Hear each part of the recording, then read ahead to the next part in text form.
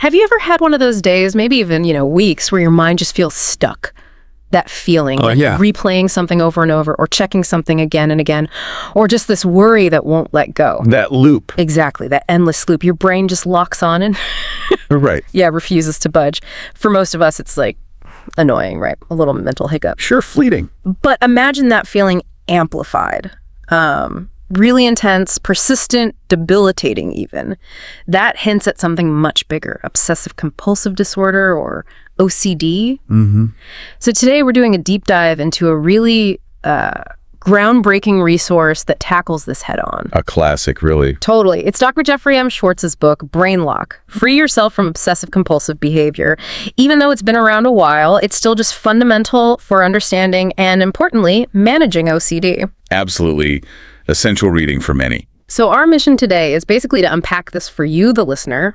We want to explore its practical side, the science behind it, and how it really empowers people to retrain their own brains. Yeah, often working alongside or sometimes even reducing the need for medication alone. Exactly. Think of this as like your shortcut to understanding a powerful way to manage your own mind.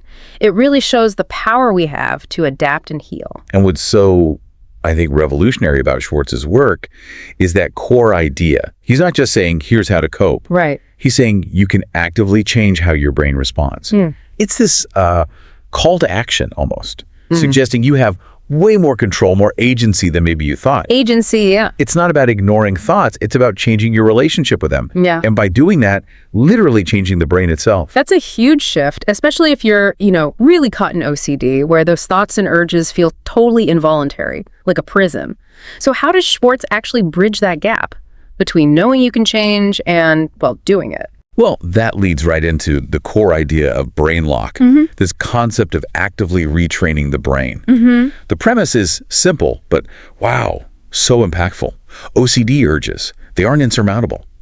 The book gives you a method, a blend of cognitive behavioral stuff and mindfulness practices, all designed to help you actively retrain, giving you real tools to respond differently. And this hinges on neuroplasticity, right? That's the key concept. Absolutely fundamental. Yeah, but for ages, science kind of thought the adult brain was pretty much set in stone. Right, fixed. But now we know, unequivocally, that's wrong.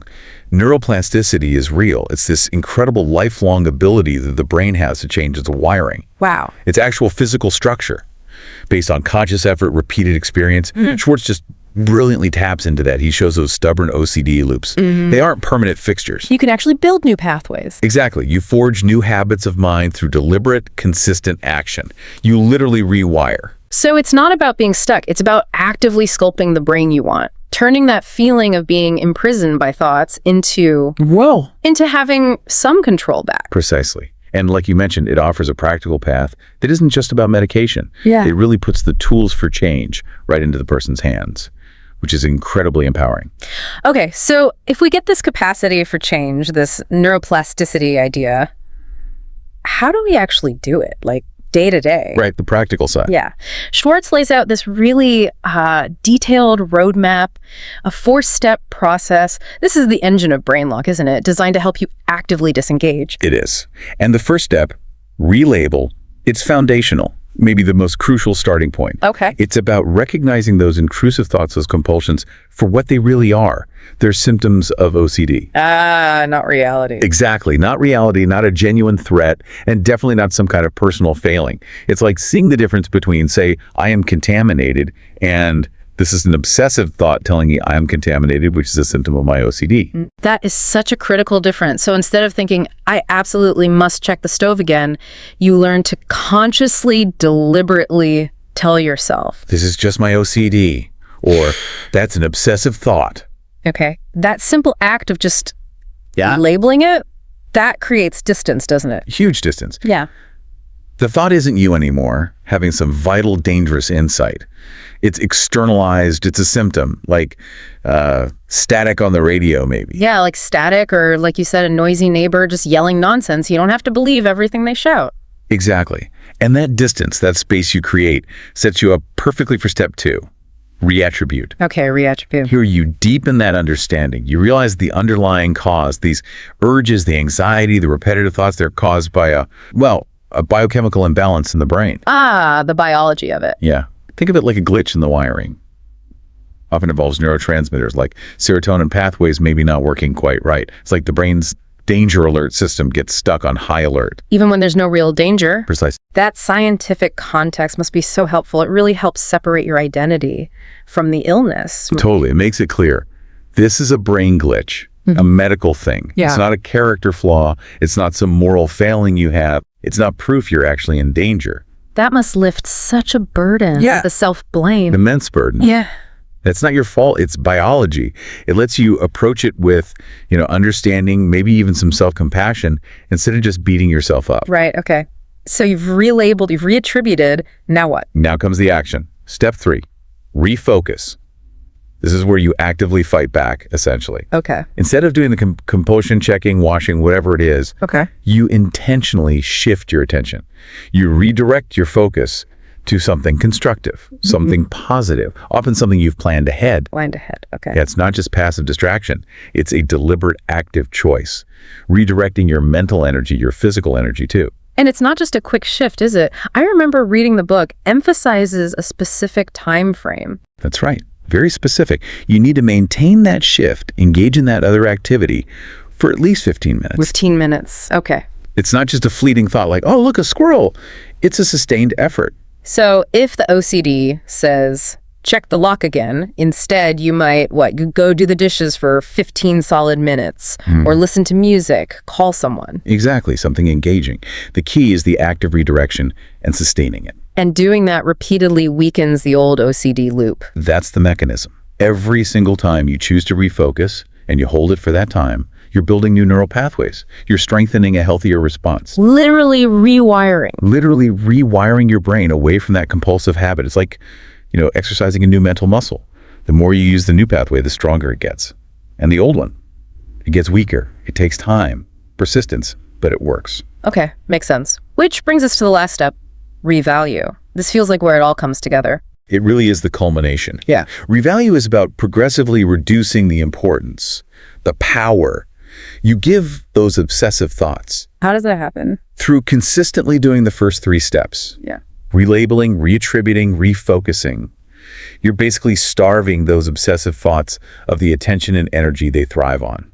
Cutting off their fuel supply. Exactly. Yeah. And the outcome is transformative. Yeah. Over time, you start to see those OCD thoughts as just meaningless brain noise. Brain noise, I like that. Yeah. They get stripped of their power to make you do things. Because you've stopped feeding them attention, you've re-evaluated them as insignificant, maybe even boring after a while. So the once terrifying thoughts just lose their grip. They lose their grip, the loop breaks, they just don't have the power to compel action anymore. Yeah. You shift from being like a prisoner of the thoughts to just an observer. And eventually you could just dismiss them. It's a huge shift. What's really fascinating about the book itself, though, is how Schwartz weaves it all together. It's not just theory, is it? No, not at all. It's a masterful blend. You get the cutting-edge neuroscience, well, cutting edge for its time, but still incredibly relevant. Right. But then he combines that with really compelling case studies, real patient stories. That must make such a difference. Oh, it's incredibly powerful.